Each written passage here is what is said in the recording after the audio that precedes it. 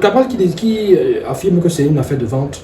Bon, il n'a pas affirmé. Il disait que il a fait des promesses à Robert Kona. Robert Kona qui l'accusait de n'avoir pas tenu ses promesses. Il dit qu'il envoie un peu d'argent de temps en temps à Robert Kona. Est-ce que les promesses, c'était forcément une affaire d'argent? Est-ce que c'était une affaire de vente? Est-ce que c'était une affaire alimentaire? Il faut s'interroger, il faut se poser la question. Bon, dans la sortie de Cabral, il parlait beaucoup plus des aspects financiers, de Robert Kona qui se plaignait de ses conditions de vie et tout. Oui. Quand même, il faut dire que c'est vrai qu'il y a aussi quelques jours, on assiste à une scène pour le moins surprenante. Enfin, pas surprenante parce que ils sont tous des fils du Septentrion. Voilà. Il y a un milliardaire dont je vais peut-être taire le nom, qui est connu, très bien connu. Ici au Cameroun, il fait partie des plus grands milliardaires.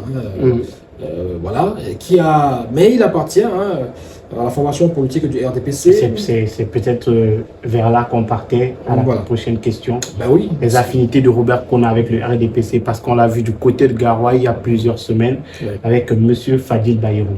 Bon, je ne voulais pas citer son nom, mais c'est fait. Alors, justement, on l'a aperçu avec ce milliardaire, et on a conclu, on a déduit pas mal de choses.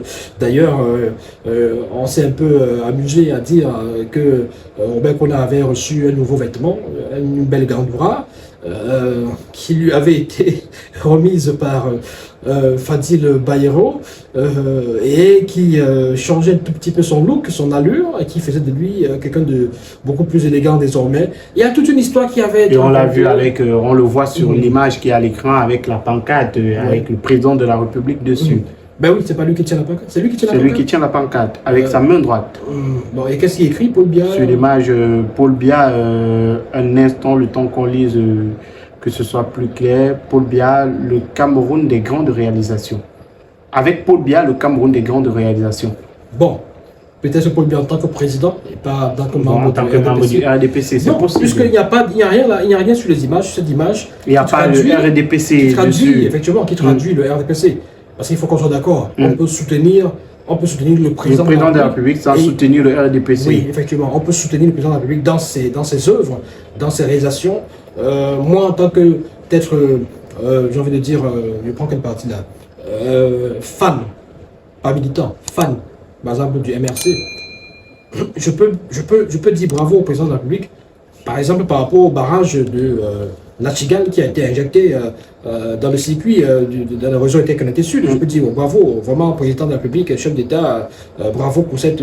merci pour... Bon, juste ça. Mais sans forcément aller dans le sens de soutenir le RDPC. C'est autre chose. Bon, là, on a comme envie de dire que c'est une photo qui est assez explicite. Si on voudrait vraiment aller dans le sens de cette affinité, même des ramifications avec le RDPC. Et là, ça donne l'impression justement aux partis politiques, aux membres ou alors aux militants de ce parti politique, qu'on risque de se retrouver justement vers un PC, avec un PCRN beaucoup plus orienté vers le RDPC. Donc peut-être un G20 qui sera créé pour les élections qui arrivent. Alors, et maintenant, sur la sortie du MINAT, on peut lire là, Robert Kona, président fondateur du PCRN. Robert Kona ira-t-il aux élections de 2025? C'est bien possible. C'est bien possible. Parce que à la place de Cabral Libye? C'est bien possible. C'est-à-dire que dans cette œuvre, entre guillemets, du PCisation, du PCRN, on peut se retrouver avec ce type de situation. On peut se retrouver avec ce type de situation. Parce que je rappelle qu'en 2018, à la veille des élections, même déjà, on avait tendance des UPC validés, l'autre UPC qui n'est pas validé, UPC Bapol, Hypote, UPC, etc. Donc, c'est bien possible. C'est bien possible. Et on avait reconnu beaucoup plus. Et je crois que, je me rappelle, j'étais à la radio, à RTM à l'époque, on faisait des émissions matinales d'infos avec des hommes politiques, des invités qui réagissaient sur l'actualité. Il me semble qu'on a parlé de cette affaire de IPC, Bapol, des consorts, parce que ça intervenait à la veille des élections et le ministre de l'administration avait reconnu plutôt une faction et rejeté l'autre. C'est-à-dire que finalement, la faction qui était censée avoir cette tendance, cette propension à l'opposition, donc c'est-à-dire qui était beaucoup plus tournée vers l'opposition, avait finalement été écartée, si j'ai bonne mémoire. Là, je dis si j'ai bonne mémoire. Donc on se retrouve là avec cette sorte de situation où Robert Kona, non seulement, il y a beaucoup d'indicateurs, il faut prendre en compte beaucoup d'indicateurs. C'est-à-dire que le gars, on a senti qu'il voulait faire quelque chose dans le parti. Dans le parti, on a sanctionné. On a dit que celui-ci, il est en train de prendre une trajectoire qui n'est pas bonne, qui semble vouloir apporter le désordre, même si c'est lui qui a créé le parti. À l'encontre du parti, à l'encontre des lois et des règles, des statuts du parti. Et là, on dit, on va le mettre à l'écart, parce que sinon, il peut dériver.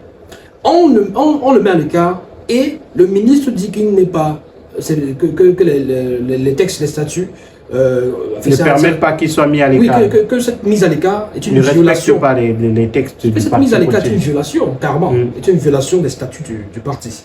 Mais quand lui, il prononce ses exclusions, et quelques jours après, on nous fait comprendre que c'est lui le président fondateur. Et la correspondance est adressée au directeur des élections, élections Cameroun. Donc c'est carrément assez curieux. C'est-à-dire qu'on est en train de nous faire comprendre là-bas que, en réalité, il est le représentant légal du parti politique. Ben oui. Donc peut-être il ira aux élections. Rappelons que le PCRN ne défilera pas dans le département du Foundi. Dans le département du Foundi, on a cette lettre-là signée du préfet du Foundi. On vient défiler du 20 mai 2024 à Yaoundé. Monsieur, tout en saluant votre participation active aux réunions préparatoires du défilé civil des partis politiques dans le cadre de la célébration de la 52e édition de la fête de l'unité à Yaoundé, j'ai l'honneur de vous faire connaître que votre parti ne pourra plus prendre part au dit défilé en raison des dissensions dans le parti susceptibles de perturber l'environnement des festivités. Veuillez agréer, monsieur, l'expression de ma considération distinguée. Bonne ou mauvaise nouvelle pour le PCRN? La raison qu'ils avancent en sourdine sont logiques. Qu'est-ce qu'ils avancent comme raison? Ils parlent de la possibilité de créer du trouble au vu des dissensions qui existent dans le parti politique. Voilà, donc c'est la continuité de cette correspondance de Minat. Voilà, moi je trouve qu'il y a un lien. Quel PCRN devait défiler? C'est pourquoi je dis qu'il y a une sorte de lien. Il y a un lien entre la décision de faire de Robert Kona le président fondateur, dont l'interlocuteur, le représentant légal de ce parti vis-à-vis des élections du Cameroun, et cette interdiction de défiler à cause des possibles troubles. Parce que, forcément, il faut qu'on soit d'accord, qu'on soit logique, avec ce qui se passe là, il y a risque de trouble. Oui, entre les deux factions. On peut se retrouver avec deux PCRN, c'est moi qui défile, c'est pas toi. Oui. Et c'est donc ce que j'appelle l'upécisation du PCRN. Parce que, voilà, face à ce genre de décision, la réaction que pourraient avoir les alliés de Cabral Libye serait de nous afficher un autre PCRN, de nous présenter un autre PCRN. Donc, c'est bien possible. Maintenant, je pense que le rôle des préfets et des autorités administratives, c'est également de veiller à la sécurité, à la paix, au respect de l'ordre public. Au respect de l'ordre public, merci. Donc, empêcher le PCRN de défiler, pour moi, c'est aussi quelque part un abus et même un aveu d'impuissance de la part des autorités, parce que, effectivement, je pense que quand les défilés doivent se dérouler, avant que les carrés ne puissent être admis, il y a des contrôles. Parce qu'on contrôle les militants et tout ça pour éviter que des banderoles, par exemple, soient brandies, parce qu'on interdit certains types de banderoles, certains types de messages, je veux dire. Parce qu'il y a des messages qu'on évite d'afficher. C'est-à-dire qu'on contrôle pour éviter que vous affichiez, par exemple, des messages du genre bien Mosgo. Bon, une façon de dire, une façon de rire aussi. Parce qu'il y en a qui ont ce genre d'intention. C'est-à-dire que si on ne contrôlait pas, il y a des gens qui viendront avec des messages assez étonnants. Donc on contrôle ça, on vérifie. Donc, je pense que pendant ce moment où tu contrôles, tu fais ce contrôle, tu peux aussi te rassurer qu'il n'y a pas de désordre, qu'il n'y a pas de grabuge. Mais après, peut-être avant le défilé, même, il peut y avoir deux PCRN qui se pointent. Ça peut créer du désordre. Puisque selon des instructions, selon le ministre de l'Administration, c'est Robert Kona. Bon, voilà. En fait, de toute façon. Donc, le PCRN qui devait être admis à ce défilé-là, c'est celui de Robert Kona. Mais est-ce qu'on peut aussi comprendre, oui. De manière générale, je pense que l'administration peut veiller à ce qu'il n'y ait pas de désordre. Peut-être c'est la solution la plus facile, c'était de mettre tout le monde de côté le temps qu'ils trouvent la solution à leur problème interne. Parce qu'à ce niveau, on va vous dire que c'est une atteinte aux libertés d'expression, aux libertés, voilà. C'est une atteinte à la pluralité. Mais peut-être c'est aussi une bonne solution pour tout le monde. C'est de les mettre de côté, allez d'abord vous arranger, après vous revenez. Mais après, est-ce que cette sortie aussi... On n'a pas fait ça en Afrique à foot. Est-ce que de l'autre côté,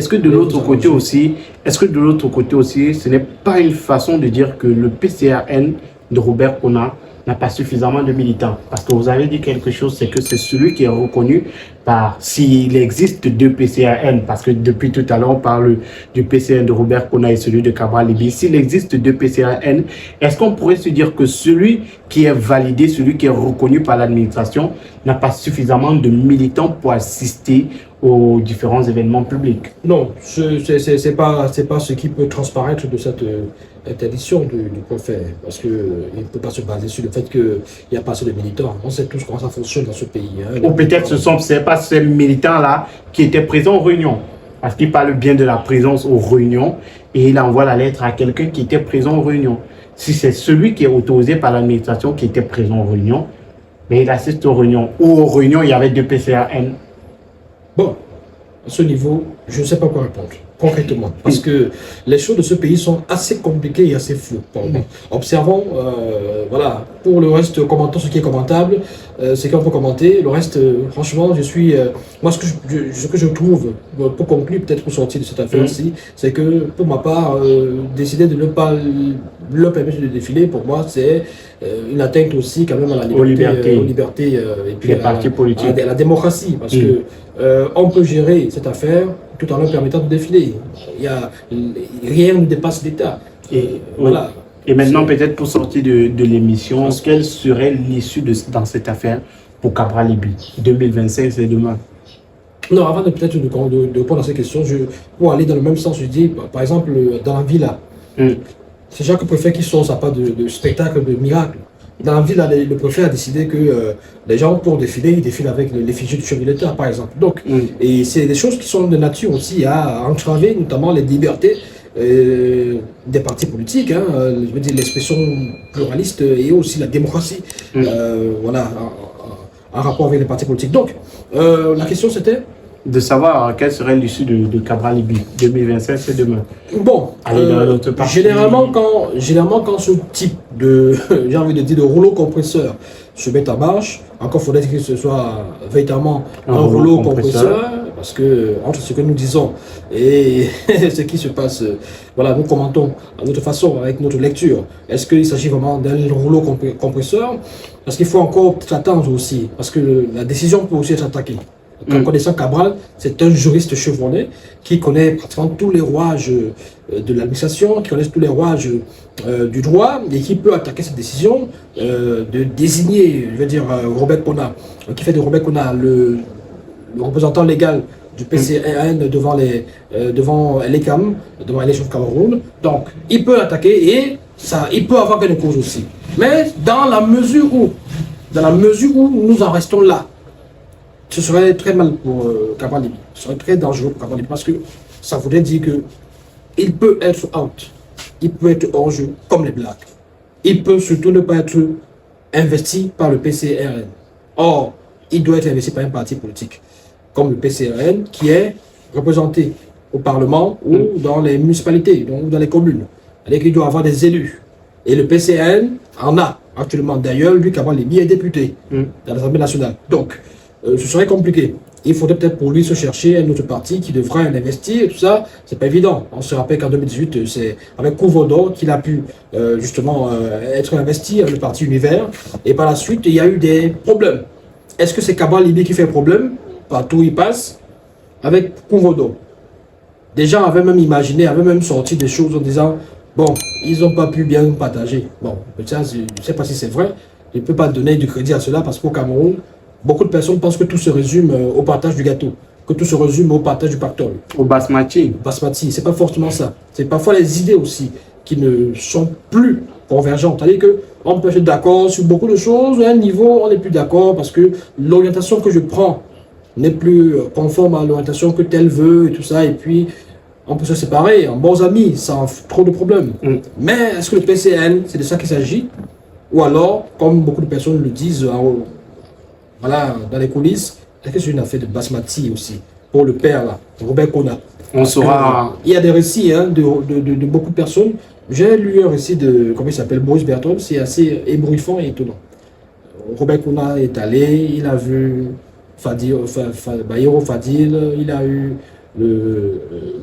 la soute Maurice Bertrand. Il a eu cette soute, on appelle ça quoi là, Gamboura, et par la suite, il attendait le basmati par Orange Money. Bon, alors c'est beaucoup de choses comme ça là. Ce sont des histoires rédigées sur Internet. Et c'est des histoires qui existent dans l'intention forcément d'éclabousser la réputation de ce papa, de Robert Kona. Donc, est-ce que c'est vrai, est-ce que c'est pas vrai?